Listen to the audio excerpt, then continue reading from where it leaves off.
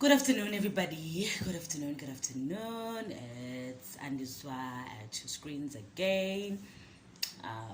Coming to you, okay, not live, but yeah, talking to you in Saldanha, West Coast, in the Western Cape.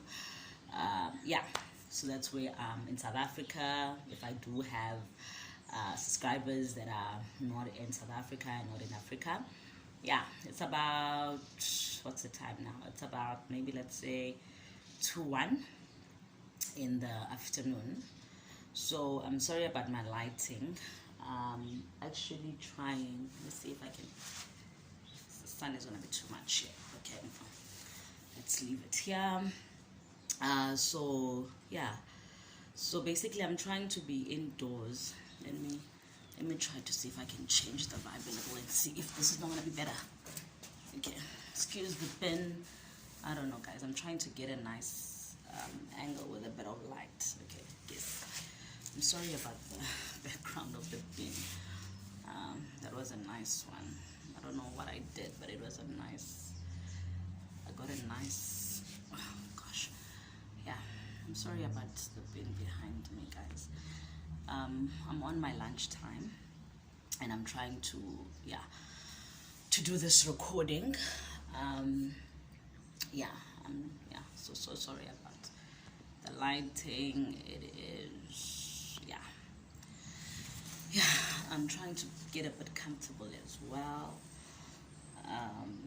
Yeah. Okay, guys, the struggle of doing this is it's not really easy because a person has so much to do in a day. I am a mother and I am a student currently, and I'm trying to see if I can update you as I can. So I'm sorry about my lighting. I'm hoping you guys can hear me as well. I'm hoping my audio is right because I've got a problem with my earphones. So my problems are real, guys. So yeah, I want to see if I can wrap up from the last time we spoke. We talked about the fact that I had spoken to the father of my daughter, and I had told him, and his responses. If you haven't listened to the previous videos, please go ahead and do that and get clued up to where I left off. So basically now it was a matter of, I had gone to the doctor to confirm, and I had asked him, listen, because I'm going for the first scan myself with my money, can you please help me out with the second scan, whereby I'll go and I'll check the sex of the baby, like what gender the baby is going to be, and just a bit of a progress after 20 weeks to see how things are going. So he agreed and said, okay, fine, I'll see what he can do. But when the time came, he did not show up with the money. And he did not show up with the money. He said he didn't have it. So then again, I took the little that I had, like, I was almost running out of my unemployment fund.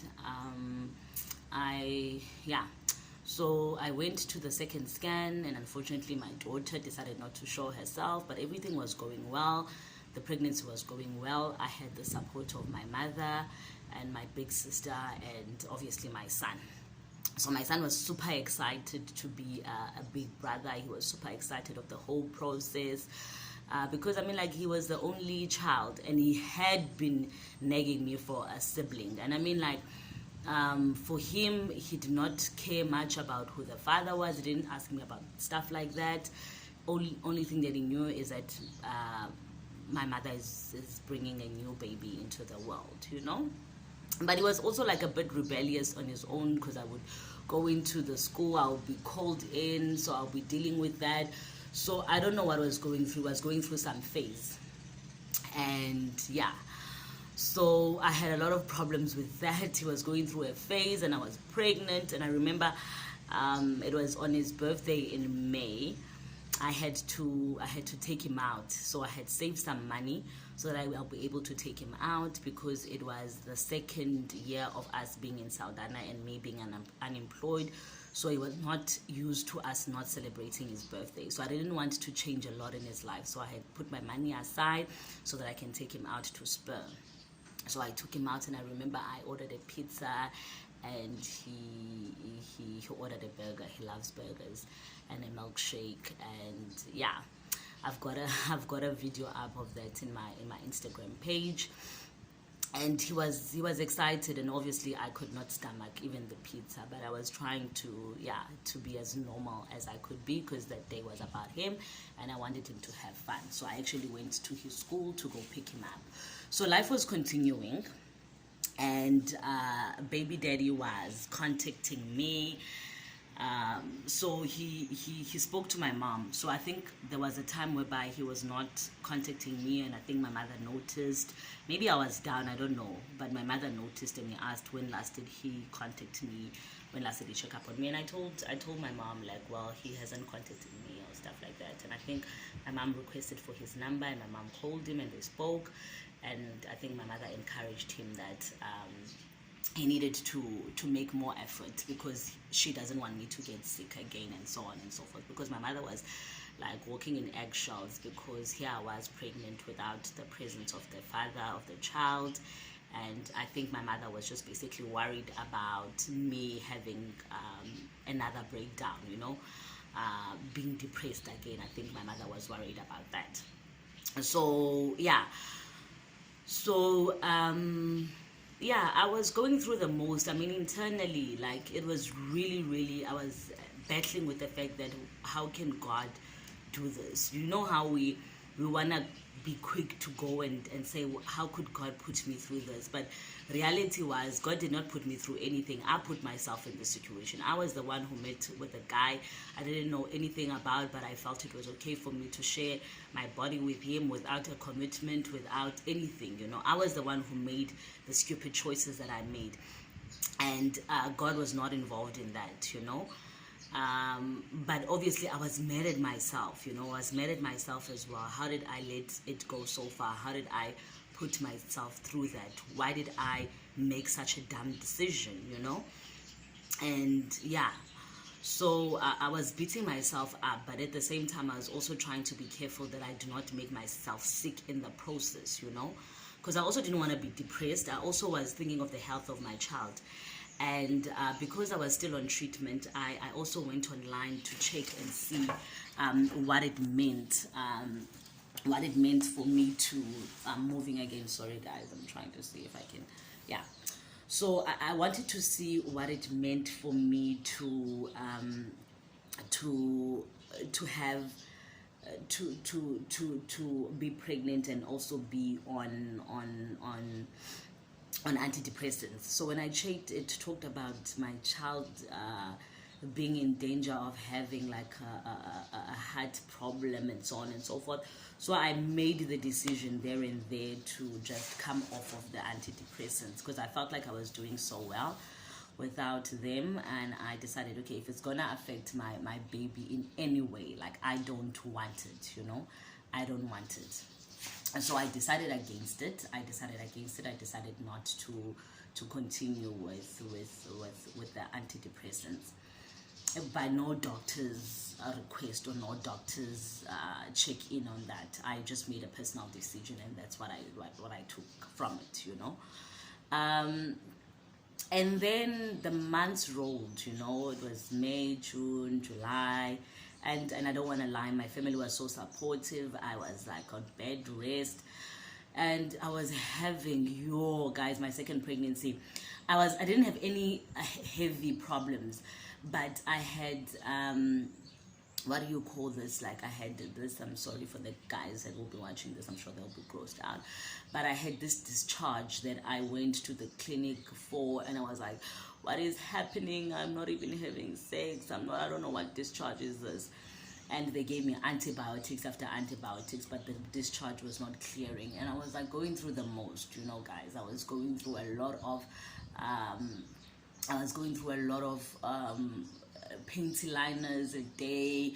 I was not well, and I didn't have a partner to share that with. I didn't have someone that could understand besides making noise and telling my mother about it and like stressing about it and telling the doctors about it whenever I had a doctor's appointment or a nurse's appointment.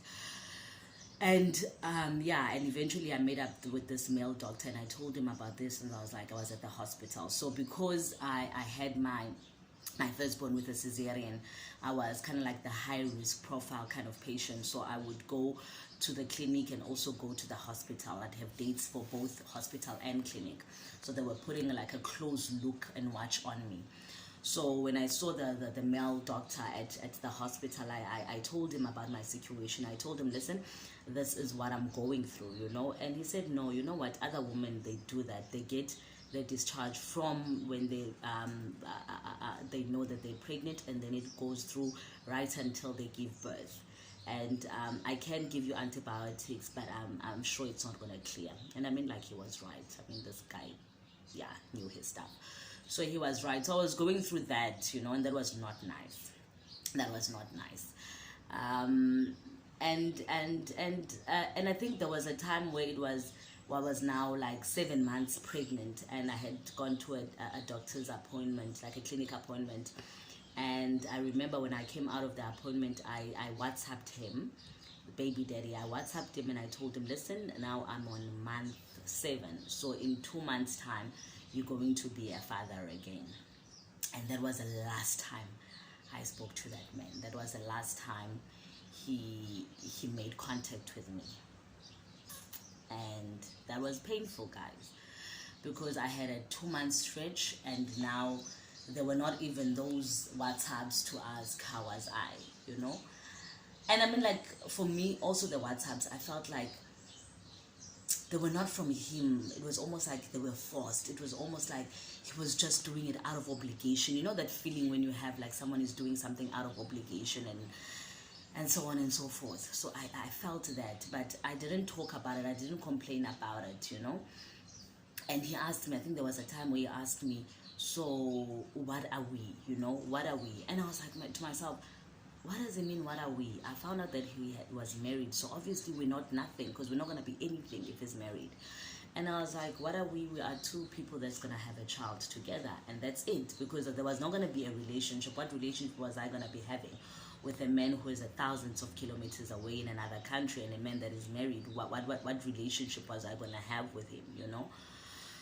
So yeah, so that was my situation. That was my situation. At 7 months, he disappeared on me, and I was literally all alone. And it brought back so many memories, because even with my first pregnancy, it was even worse with my first pregnancy. I'm very close to my mom, and my mom was very disappointed in me getting pregnant at the age of 19, and I was in my first year at college. So she was very disappointed to a point whereby it was almost like she disowned me during the whole time that I was pregnant. She was not talking to me. And then even the baby daddy of my first son, he was also not talking to me. So I was going through the pregnancy all alone, you know, and it brought back those memories yet again, you know. It was so painful for me to be going through through similar situations, but this was even worse, you know. And I was like, what did I do to deserve this? You know, yes, I understand I disappointed God, I understand, but like, why me, you know? Why me? Why must I go through these hardships? What is the lesson behind this, you know?